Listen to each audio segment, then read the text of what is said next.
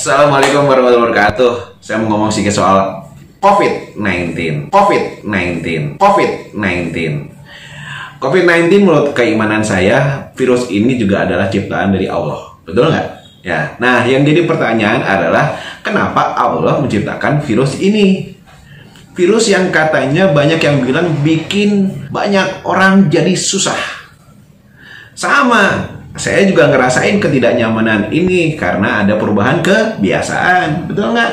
Dan ketidakleluasaan dalam mencari rezeki juga, punten curcol. Padahal kata para ahli virologi, ahli kesehatan dan lain-lain, virus ini teh bisa hilang dengan sabun. Sabun, coy, sabun. Bukan teknologi yang mutakhir, bukan teknologi yang maha canggih, enggak. Caranya juga simpel. Kita diminta untuk rajin-rajin cuci tangan. Artinya apa? Ini teh sederhana pisan. Kita diminta untuk jadi orang yang nggak jorok. Kita harus rajin mandi. Kita juga harus bebersih badan dan rumah kita, lingkungan kita. Jangan gampang bersentuhan. Hindari kerumunan. Hindari kita desak-desakan. Dan lakukan itu dengan disiplin. Itu kan hal-hal yang sangat basic pisan.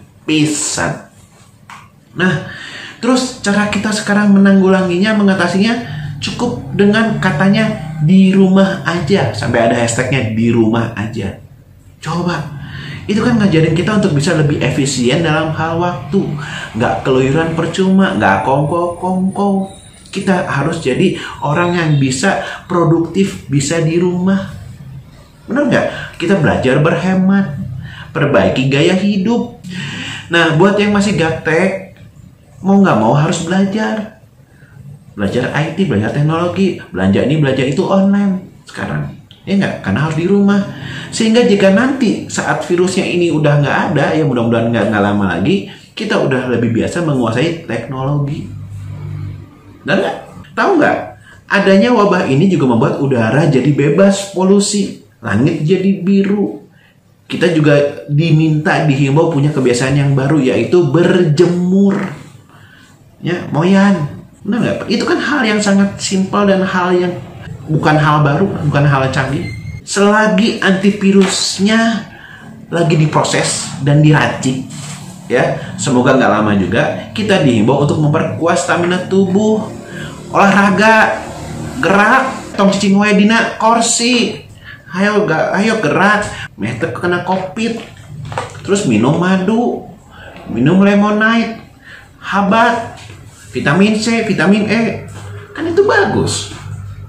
Nah, jangan-jangan kebiasaan-kebiasaan baik ini teh memang sudah banyak dilupain dan ditinggalin, sehingga perlu ada treatment khusus di Allah. Coba kalau kita flashback sedikit ke belakang. Flashback, pakai flashback. Yang pertama kali kena wabah dan yang wabahnya menyebar meluas itu di 3 negara, Cina, Italia, dan Amerika. Cina, kita tahu banget negerinya indah pisan, ya, kiblatnya ilmu. Belajarlah sampai ke negeri Cina, dengar Pak gitu. Tapi kita tahu orang-orangnya jorok, pipis BAB di mana aja. Itu Cina.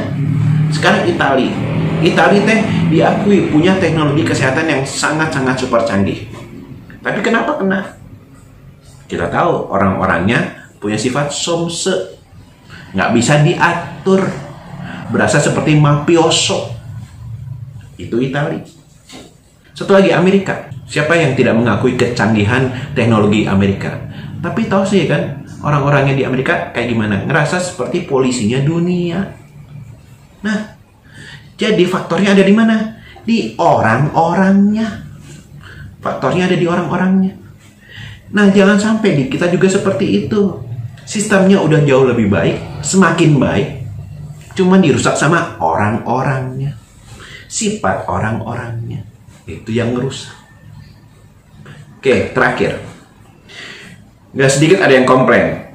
Saya nggak bisa diam di rumah, harus kerja, nanti nggak dapat duit. Orang yang komplain itu ditanya balik, lebih penting mana? Duit atau sehat? Orangnya jadi speechless dan ngedumel di belakang. Terus ada juga yang komplain lebih keras lagi, lebih ekstrim. Kalau saya harus di rumah, pemerintah kasih saya duit dong. Guys, bos, please deh. Bangsa kita teh bangsa pejuang. Berabad-abad leluhur kita mengalahkan penjajah dengan senjata, bertaruh nyawa. Nah, kita sekarang berjuangnya dengan cukup di rumah aja, ngajedog, standby di rumah, ngagoler, rebahan. Sambil kita di rumah, sambil kita banyak luang waktu luang kita jadi lebih banyak, sambil kita berpikir gimana caranya supaya bisa produktif. Kan kata motivator juga, di setiap kesulitan selalu ada yang namanya peluang, opportunity katanya mah. Oke, bonus dari saya. Ternyata COVID-19 ini ngajarin kita untuk mau berbagi. Berbagi dalam arti yang sebenarnya.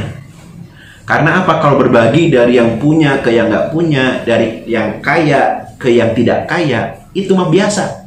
Tapi sekarang kan yang kaya, yang pejabat, yang sehat, yang jagoan, tetap semuanya cemas dan takut sama yang namanya si COVID ini. Karena apa? Bisa kena sama semua orang, tidak pandang bulu. Bulu apa aja bisa kena. Nah, di kondisi seperti inilah bakal ngeliatin, bakal nunjukin, bakal ngebuktiin mana ya orang-orang yang cuma teori doang, yang cuma ngomong doang, mana orang-orang yang bisa berkarya nyata untuk kemanusiaan atau humanity.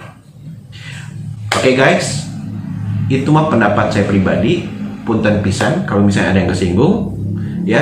Terima kasih atas perhatiannya. Mangga dikoreksi. Hatur nuhun pisan. Wassalamualaikum warahmatullahi wabarakatuh.